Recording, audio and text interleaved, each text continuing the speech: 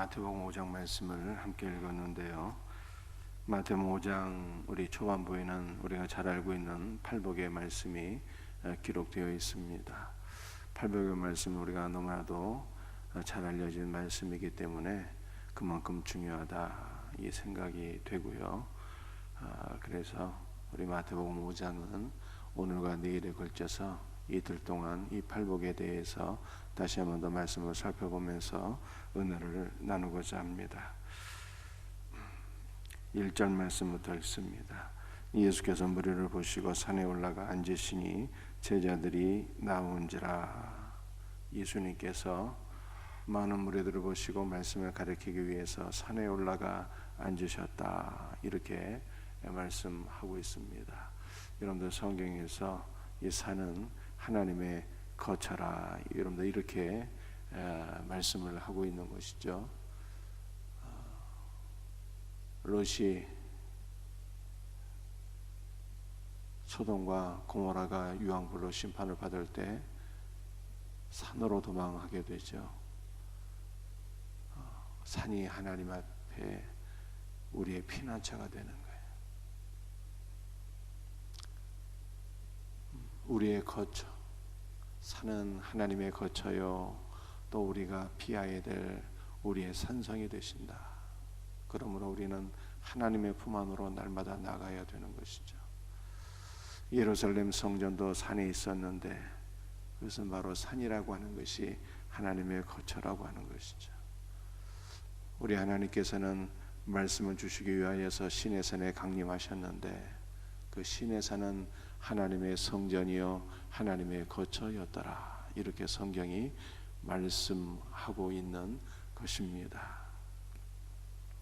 그래서 우리 예수님께서 산에 올라가 말씀을 가르치셨다는 것은 이제 제2의 모세로서 하나님의 말씀을 전하시는 분이다 라고 하는 것을 우리들에게 보여주고 있습니다. 그러나 모세와의 차이는, 모세는 하나님께로부터 말씀을 받아서 전달할 반면에 우리 예수님은 말씀의 수여자가 되시는 거예요. 그분 자신이 말씀이시요, 그분 자신이 직접 백성들에게 말씀을 수여하시고 선포하시는 하나님이 되신다 라고 하는 것을 성경이 오늘 우리들에게 보여주고 있는 것입니다. 2절 말씀 한번 볼까요? 입을 열어 가르쳐 이르시되 심령이 가난한 자는 복이 있나니 천국이 그들의 것이며.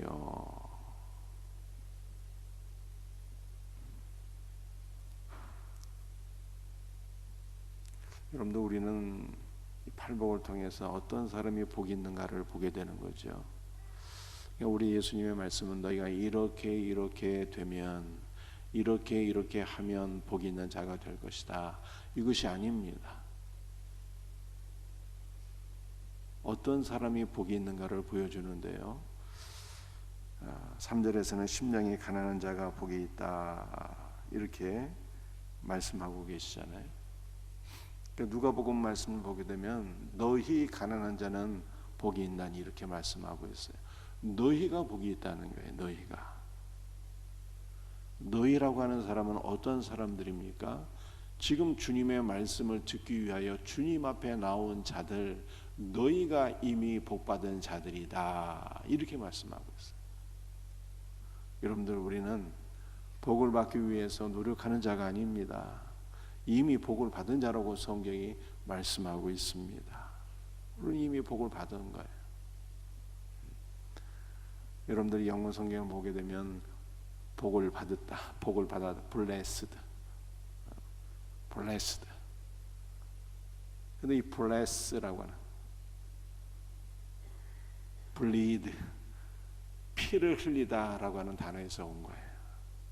그래서 우리는 예수 그리스도의 피로써 이미 복을 받은 자들인 것을 믿으시기를 바랍니다.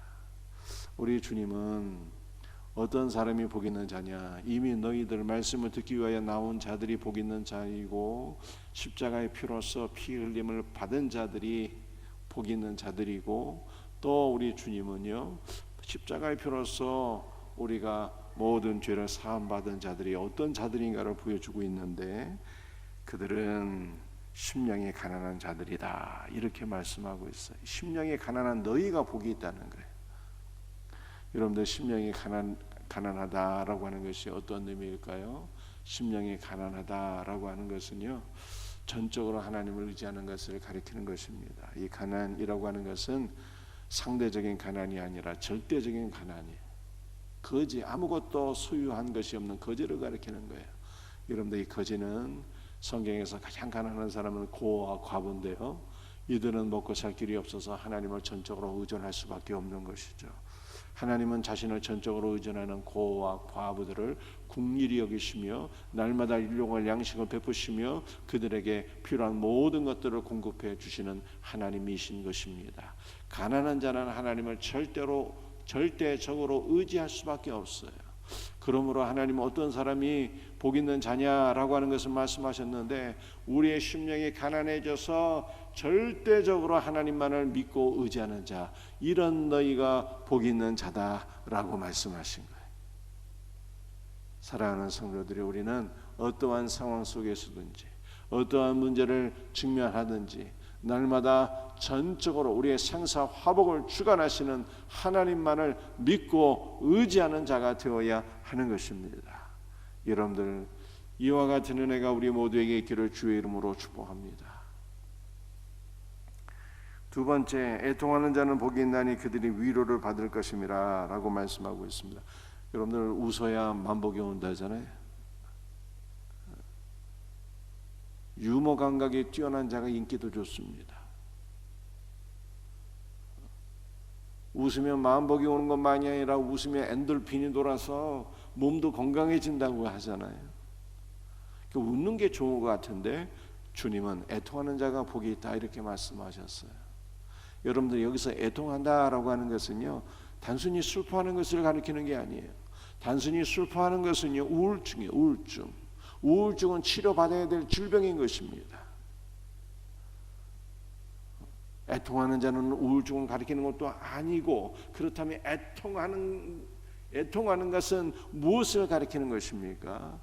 애통하는 것은 상한 심령을 가리키는 거예요. 상한 심령. 하나님이 원하시는 제사는 상한 심령이라 말씀하셨습니다. 상한 심령은 하나님 앞에서 자기가 얼마나 악한 죄인인가를 깨달아서 하나님 앞에 자신의 죄로 인하여 슬퍼하며 애통하며 철저히 회개하는 것을 가리키는 거예요. 회개하는 것. 여러분들의 애통하는 것은 상한 심령, 하나님 앞에 자신의 죄를 슬퍼하며 회개하는 것을 가리킬 뿐만 아니라 멸망당하게 될 이 땅을 위하여 하나님 앞에 중보 기도하는 성도를 가리키는 것입니다. 예수 그리스도를 불신하고 거부함으로 장차 멸망하게 될 이 장망성을 생각하면서 이 멸망하게 될 땅을 위하여 중보 기도하는 자, 이러한 사람이 복이 있나니 라고 주님이 말씀하시는 거예요. 세 번째, 온유한 자는 복이 있나니 라고 말씀하셨어요. 여러분들은 온유하다라고 하는 것은요, 성품이 부드럽고 친절하고 이러한 것을 가리키는 것이 아닙니다. 온유라고 하는 것은요, 첫 번째, 이 가난, 심령의 가난한 것과 연관성이 있어요. 여러분들, 가난한 사람들은 다른 사람들에게 짓눌려 살게 됩니다. 그럼에도 불구하고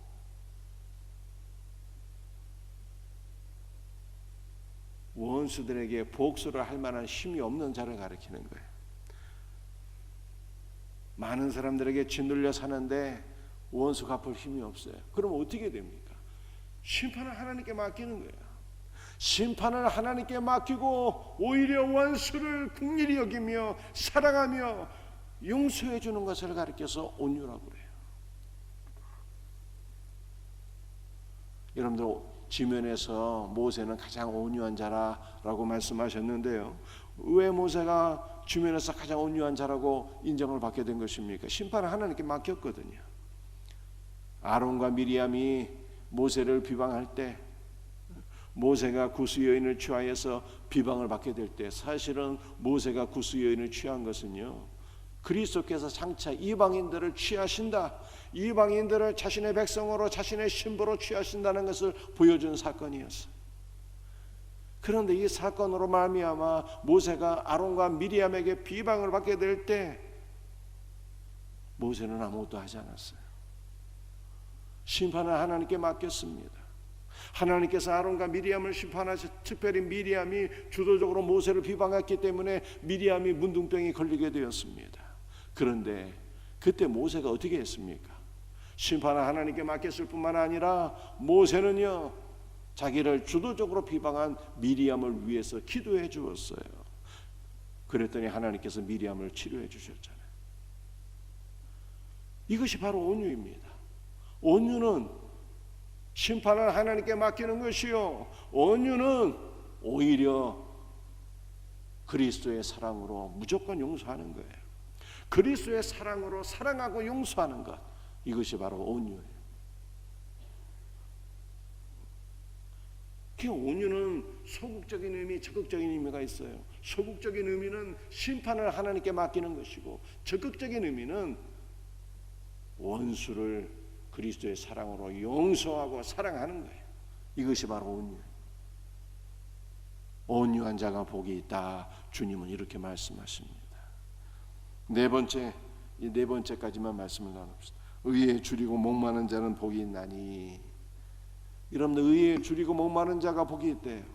줄이고 목마른다라고 하는 것은요, 요즘 너무 잘 먹고 잘 살아서 아이고 이거 좀 다이어트 해야 되겠는데 잠시 굶는 것을 가리키는 것이 아닙니다. 옛날에 보릿고개 먹을 것이 없어서 촉은 목피하던 그 시절, 백가죽이 등짝에 달라붙는 그 시절, 그 배고픔을 가리키는 거예요.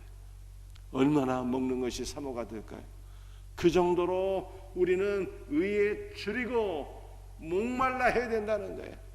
의를 갈망하는 자가 복이 있나니 라고 성경이 말씀하고 있습니다. 그렇다면 의를 갈망한다 라고 하는 것, 이것이 무엇입니까? 여러분들, 하나님의 의는 예수 그리스도예요. 우리는 예수 그리스도를 갈망하는 자가 되어야 돼요. 여러분들, 예수 그리스도를 갈망하게 되면요, 세 가지 의가 오게 됩니다. 주님이 우리를 의롭다고 칭해 주시고요, 칭의.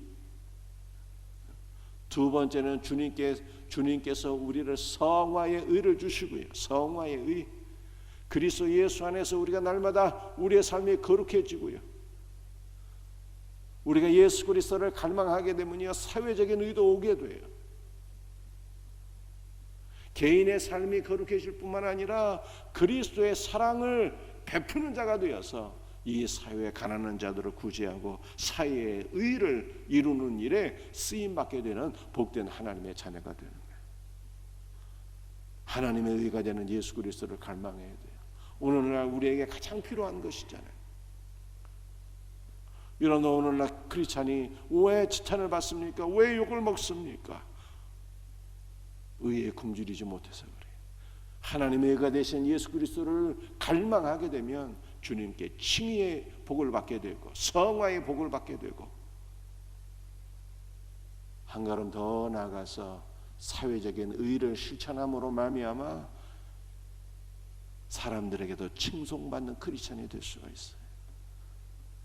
이 놀라운 은혜가 우리 모두에게 있기를 주 예수 그리스도의 이름으로 축복합니다. 오늘 팔복 가운데 네 가지 복을 살펴봤어요. 심령이 가난한 것이 복입니다.